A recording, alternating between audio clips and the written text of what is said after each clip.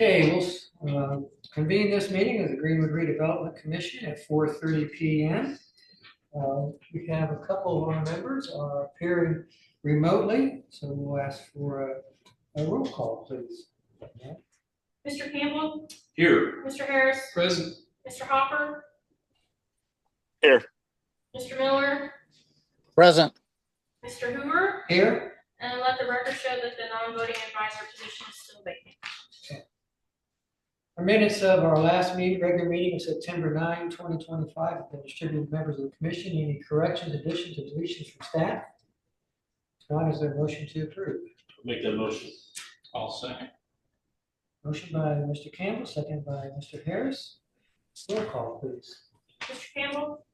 Aye. Mr. Harris? Aye. Mr. Hoover? Aye. Mr. Miller? Aye. Mr. Hopper? Aye. I understand we have no new business to discuss this evening. So we'll turn to old business. There's really nothing on that. But we'll turn to Mr. Steinmetz for capital project report. Yeah, so we'll start with an oldie, Cutzinger Road. The TIF RDC paid for the design of some of this, and then we've gotten some more money. As it was ARPA used for that, Greg. We use ARPA money to actually pay for the construction rather than having to use the TIF. However, that was kind of sealed at a hard number. We had some change orders as we were doing that project. The stormwater ended up spending quite a bit of money on undergrades and everything. But for the rest of the change orders, the total that the TIF will have to end up approving payment for is $64,435.68 from the Southwest TIF. So that'll be our TIF, because we can't go over the ARPA amount, at least there's not an easy way to do so. But this is good because, on our original capital plan, even going back to the establishment at the Southwest TIF, Cutzinger was one of the big roads to build, and we were able to use some of those federal one-time shot in the arm dollars to do it, and we ended up only, for the TIF expense, $64,435.68. So to ask authorization from the Southwest TIF to fund that for that project. Questions for Kevin? If not, is there a motion to approve that request? Motion. Second. Mr. Harris, second by Mr. Campbell. Roll call, please. Mr. Harris? Aye. Mr. Hoover? Aye. Mr. Miller? Aye. Mr. Hopper? Aye. Campbell? Aye. Next, Smith Valley Roundabout. Motion passes. Yeah, so this is actually at Smith Valley and Avert. So just moving up Avert Road a little bit from Cutzinger. Those projects use a variety of funding, but we got the opportunity at the Avert roundabout to put a sculpture in the middle. If you have any questions about why they put stuff in the middle roundabout, I'm just going to defer to Trent Newport. He's not here for that, but that's not my deal. But if you remember, it's still there. It was yellow, but it's faded a bunch. Jack-looking sculpture in Art of the Trail. Parks got the ability to buy that. We purchased that, and then it was designed to place that in there. They've got the pad for that. It's formed up. It's not poured. I was just there an hour ago. So in the next few weeks, we'll be moving that there. To do that, we contacted the artist. He recommended painting it back to a yellow shade, as it's not really the same color it was when we first installed it. And so the first one we have is all in painting, this logo here, to get that back to its original brightness so it can go into the middle of the roundabout, and that is $2,260. Important to note, we'll do that after it's moved. So we've got to pick the thing up, which may distort its colors more. So they will then go into the middle of the roundabout before it opens and paint. So it's $2,260 from all in. Questions for Kevin on that? Motion to approve this contract? Make that motion. I'll second. Be busy tonight. Motion by Mr. Campbell, second by Mr. Harris. Roll call, please. Mr. Hoover? Aye. Mr. Miller? Aye. Mr. Hopper? Aye. Mr. Campbell? Aye. Mr. Harris? Aye. Motion passes 5-0. And then we're gonna move it, right, Kevin? Yeah, so we asked around and There's not a lot of people who move big metal sculptures from one area to another, but we asked our friend Kermit, who's done a lot of, I'll call it odd jobs and interesting things for us, as Mr. Hoover knows from Board Works. Great, one of the skilled backhoe operators we've ever seen from NASB Construction, and he agreed to move the sculpture for $2,000 and place it on the pad in the middle of the new roundabout. So, Is a motion to approve Mr. Nasby's work? I'll motion that. I'll second. Mr. Harris, second by Mr. Campbell. Roll call, please. Mr. Miller, Aye. Mr. Hopper, Aye. Campbell, Aye. Mr. Harris, Aye. Mr. Hoover. Aye. Thank you. Motion passes 5-0. Now to sports park. 3 done, 3 to go, or around the world, around Greenwood.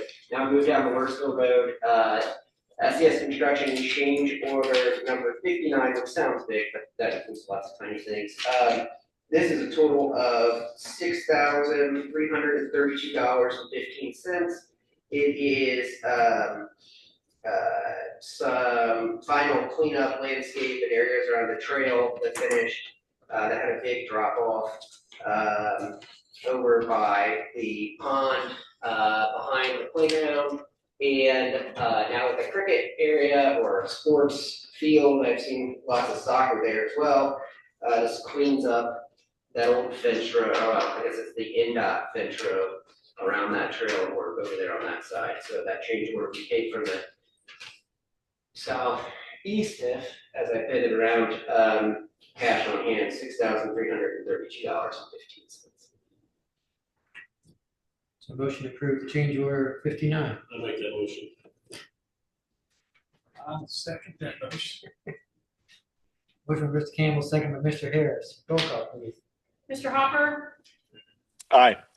Campbell, Aye. Mr. Harris, Aye. Mr. Hoover, Aye. Mr. Miller, Aye. Motion passes 5-0. Thank you. Now what we got, Kevin? Now we are headed to Landscape? into landscaping back to south east Tiff. And this is a total of it is enhanced irrigation, sorry for a second, 62,234, right? And that is the amount on that, I believe. This essentially is adding more irrigation. We went with just the fields and the areas right around the splash pad and the playground. When we issued off the first bond, because it was a bunch of value engineering, we were able to come back in now later because we didn't blow up the budget doing a bunch of stuff. This is the same contractor who did the original irrigation system. We went through them rather than change ordering it because they would put all their fees on top of them. So a change order for $62,234 to install the additional irrigation around the rest of that large park. Questions for Kevin? Pleasure of the commission. I'll make a motion to approve. Second. I'll second. Motion by Mr. Harris, second by Mr. Campbell. Roll call, please, Amanda. Mr. Campbell, Aye. Mr. Harris, Aye. Mr. Hoover, Aye. Mr. Miller, Aye. Mr. Hopper. Mr. Miller did all that work to get that second in there, and you I didn't even know. credit it to him. Aye. Back to you. I'll withdraw my motion. No, we're good. We're good. Thank you. I just didn't want to burden you. David, I'm assuming you voted yes. I said aye, yeah. That motion passes 5-0. Okay. Yeah, Kevin, what do you want? Well, now we pivot back to hometown. I haven't tore up anything here in almost 12 months, so it doesn't feel like home anymore. This is Main Street. This is part of the long process we started in 2016 with the Main Street corridor study. This is the next section, going from Meridian to Polk. We were able to use ARPA again to pay for the design. So again, we're having to use some of those one-time infrastructure funds that was originally slated for RDC.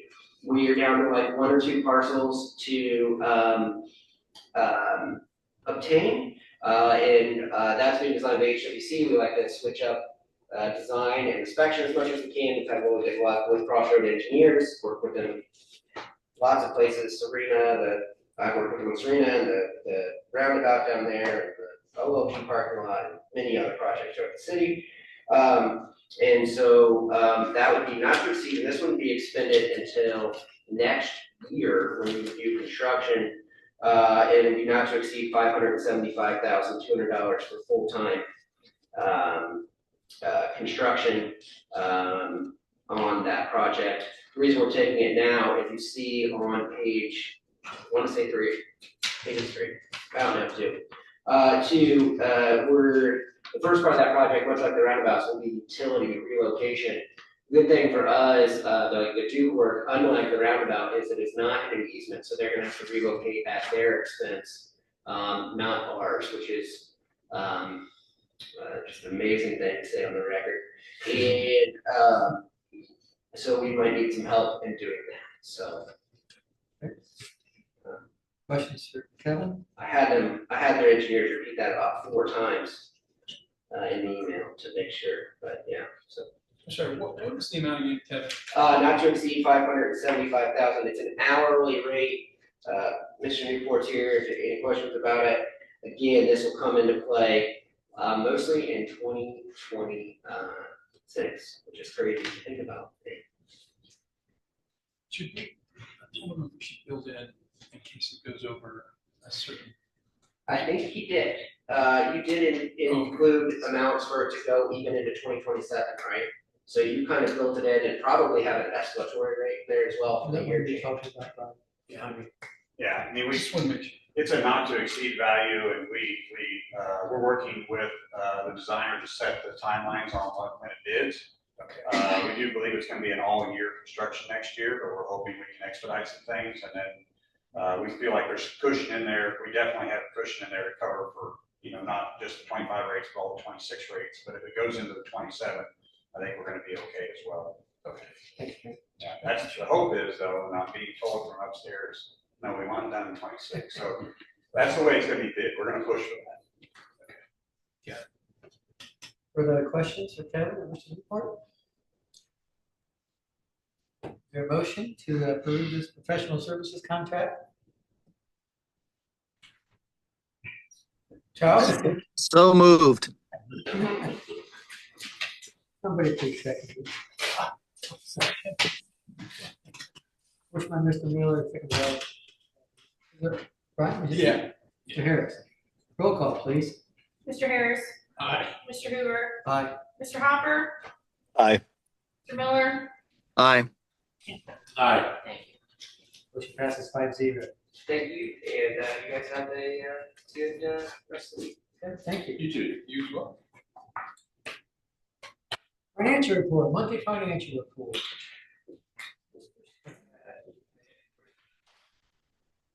Good evening, it's good to see everyone. Really no comments on item A, monthly financial report or section, but certainly have quite a bit related to items B through D. If I may, what I would do just for my component of this, I would think about grouping items B through D because they're related. So the annual report to the tax units we're going to provide here in a moment. All of those units have been invited at today's meeting as well. So I'll go through that here in a bit. As far as the spending plan and additional appropriation, the additional appropriation will be subject to a public hearing likely at your next regularly scheduled meeting. And the spending plan and those items, I would just say we're working through final comments from legal counsel with respect to the commission. So we'll work to get those aspects incorporated prior to filing that final version with the Department of Local Government Finance by the November deadline. So with that, if it's okay, I'll turn it over. I'll transition to the presentation. And then can I advance the slides then just on the keyboard or? Okay. Yes. Or can I just kind of tap down here? Right. Yeah, okay, sweet, very good, thank you. Okay, so, annual presentation to taxing units. So this is, one of the required annual presentations. There, in statute, there's not a specific date by which this presentation has to be given. Greenwood's past practice is to do it around this time of year, so that we have waited until we have some of the incremental assessed value numbers for the incoming year that we're planning for. So we have those now largely available. They are still estimates at this time, but these are the best numbers that we have as of this fall. So the requirements for the presentation has to go through, we need to provide visibility to the commission's budget, long-term plan impact on the units, as well as specify which units are impacted by the Recevelopment Commission. For those that are interested, I know this will be made available. AIM has some good information on how TIPs work, as well as a kind of traditional model. A lot of the numbers that I'm going to be talking about and mentioning are all really related to the incremental assessed valuations that the Greenwood Redevelopment Commission is overseeing. So with the budget process, there's an overall kind of a plan. The first and foremost is the administration of debt. So the 4 different areas have bonds outstanding. We have East Side, Broad Road, Central, and Worsville Road. I would also say, just take a note here, you can see in the bottom right, total debt service next year, $23.6 million. That is higher as a result of the bond anticipation of the 2021 Central Expansion Bond Anticipation Note. That has the principal balloon in 2026. So there will need to be a permanent replacement of that prior to that funding to maturity. So that is what's inflating that number. Essentially, all of that principal will need to have permanent debt replaced from the Madison project. So those are listed in as far as the total obligations. We also listed these out as the calendar year obligations as opposed to fiscal year components, just for those next for the record. As far as the appropriations by area, this was all the work papers were provided in the packets as well. These are all estimates. As part of the spend plan goes, what we're trying to do is make sure the Redevelopment Commission has both availability to be opportunistic with capital projects as well as cover debt and those types of things. So the process that we've used to calculate these is we're estimating a beginning cash balance for 2026. We're estimating 2026 revenues, and then we're putting a minimum remaining balance of no less than 10% residual returns, and then using that to sort of size the appropriations so that you have, and that is the table that kind of works through that. You can see that surplus TIP would be the amount of unpledged available revenue to the commission beyond debt service that we're anticipating be collected in 2026 The spend plan, here's all the information that's contained in that. That shows the estimated beginning cash balance, the anticipated revenues, as well as the nature of how much is related to debt payments, planned capital expenditures, professional and other services, as well as the anticipated ending cash balance for 2026 if all of these amounts were to be expended. Should also note for the record that as far as the appropriations and budget go, the majority of revenue and expenses happen at the TIP fund level. There is a redevelopment general fund budget as well. That is really just kind of administrative and non-project related expenses run through that. That is adopted at the council level.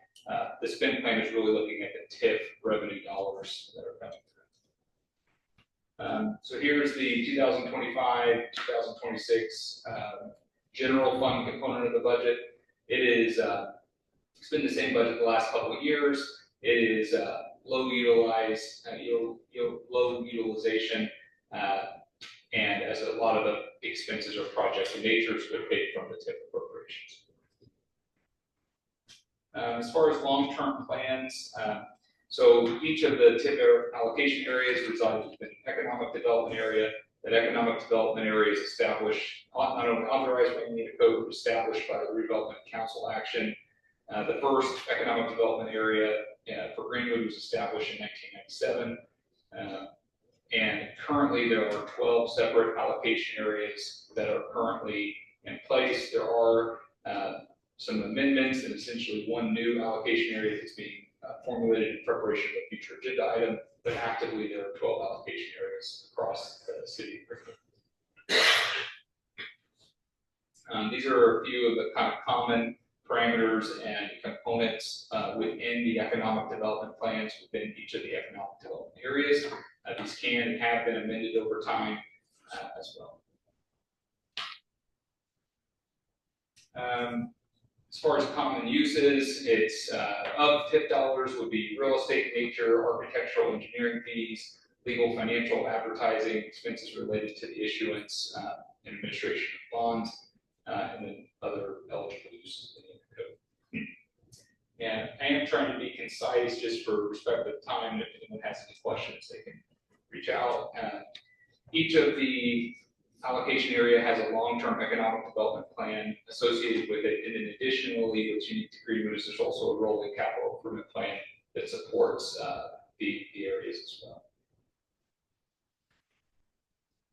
As far as impact now to the taxing units, these are the underlying or overlapping taxing units that have a coterminous boundary or a coexisting boundary with an existing Greenwood allocation area. So first and foremost, sometimes it's not always thought of as actually the city of Greenwood is the largest, most overlapping unit. As a result, it's a 100% overlap.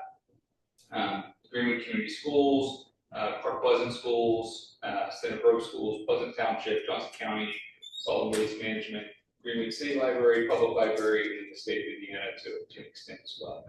So these are, other units of government that have an interest in the activities, growth, and nature and projects within that area or areas. These are also the list of units that were invited to today's session.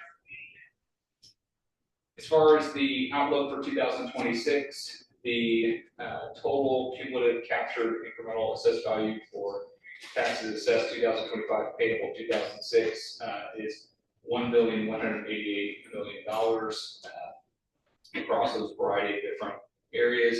It was represented a pretty significant increase year over year, 2025 and 2026, with Eastside continuing to be the largest area. Notable in this is some of the newer, smaller, site-specific allocation areas are starting to see sort of not only their first and full assessments, but sort of a notable contribution to overall TIP collections across the areas as well. Point your attention to like Arlington Farms, Arlington, Emerson Point, Southwest areas as an example. This slide talks about the sort of overall kind of impact that needs to be thought about. Both when we say impact, it's both, there's some short-term and medium and long-term components. First thing is the revenues that are sort of captured, if you will, from the Redevelopment Commission are really only property tax in nature. So any of the other benefits that would sort of flow from a per capita standpoint, local income tax standpoint, if it's a utility component, fees, those types of things would still benefit the base overlapping units. Any sort of job creation, then sort of the indirect benefits of that. So the new, new population, the new activity, the new home buying, et cetera, all is sort of spin-off benefits of the over $1 billion worth of assessed value created in these areas. From a budget impact, there's sort of a short-term and long-term component. So without getting too deep into the weeds on sort of levy and those types of things, basically the captured AV really has no impact whatsoever on the normal max levy of any of these units.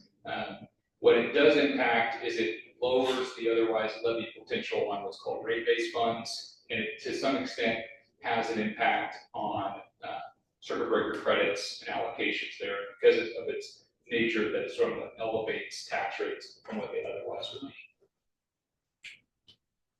As far as additional information, this is one of many steps that the Redevelopment Commission and redevelopment commissions take each year to try to provide and make this information more publicly accessible. These are all the ones that have been completed this year publicly, as well as additional kind of external reporting requirements that are already made available. In addition to the normal audited financials and Gateway annual financial report, I would also point interested users to the city's audited annual comprehensive financial report, which not only covers the redevelopment, but goes into much more notes into the specific activities and statistics of not only the Redevelopment Commission, but the city as a whole. And then from more an academic perspective, this provides a list of helpful resources if you're someone who's interested or new to Redevelopment Commission or just want to understand more about the requirements, the nature, the concept. There's a variety of different handbooks and materials that are kind of unique and independent from the city of Greenwood or even our firm, just as things that we've come across that we think are well crafted. So that is all I have.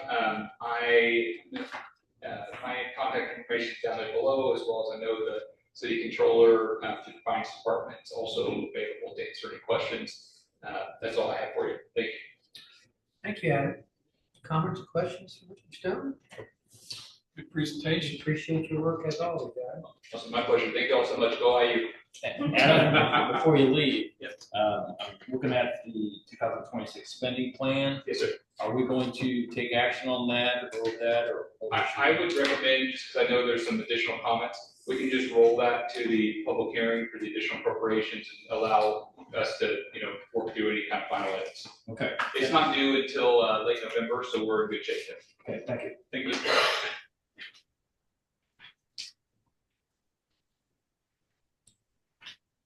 Let's go to department reports. Mr. Hodson, Corporation Counsel. Nothing to report. Thank you. Mr. Watson. Just a quick follow-up on the Open Barrel annual report that was discussed at the last meeting. We had the written report. The question was simply, would there be a need for an oral report? I reviewed the report compared to what the project agreement required. It was compliant with the project agreement terms, and our commission president authorized waiving the oral report. Do we need to take any action to adopt that? No. Thank you. Mr. Wright. Good evening. I've got one item for you, the professional services agreement with Stoke Municipal for 2026, same terms as this year. Questions for Greg on this? If not, is there a motion to approve this agreement? A motion. Motion by Mr. Harris, Second. second by Mr. Campbell. Roll call, please. Mr. Hoover, Aye. Mr. Hopper. Aye. Mr. Miller, Aye. Campbell, Aye. Mr. Harris. Aye. Thank you. Motion passes 5-0. Thank you, we appreciate it. Thank you, Greg. City engineer does not appear to be represented, nor does the mayor. Claims docket. We have claims totaling $306,058.04. Is there a motion to approve that docket? I'll make that motion. I'll second, but I do have in discussion, I do have a question. Okay, motion by Mr. Campbell, second by Mr. Harris. Discussion. Yeah, I know we talked about this last month, but it's a negative number again. It looks like, was there a wire transfer? I think it was something that got double entered and they had. Got it redone. Okay, they had to void it out, I got you. So, just so I know, it says here debt service interest, whatever. I think I know what that means, but I was just curious if that will, next month, that get resolved and we won't see that negative number anymore. Correct. Okay. Basically, anytime they have to void something, they try to make sure for transparency that we're putting the voids on the docket so that it is tracking. Yeah, Basically, so that we don't have any gaps between the numbers, check numbers or wire numbers. So we want to make sure they. okay. Just want to make sure. Looks like we made money this week. Any other questions? And roll call, please. Amanda? Mr. Miller, Aye. Hopper, Aye. Mr. Hoover, Aye. Mr. Harris. Aye. Mr. Campbell. Aye. Motion passes 5-0. Any other business to come before the commission, either here in the room or online? Just to remind everyone, the next month's meeting is going to be on November 4th. You acted on that date change a couple months back. I will send out the official notice to everyone and their brother next week or later this week. Thank you. Yes. Okay.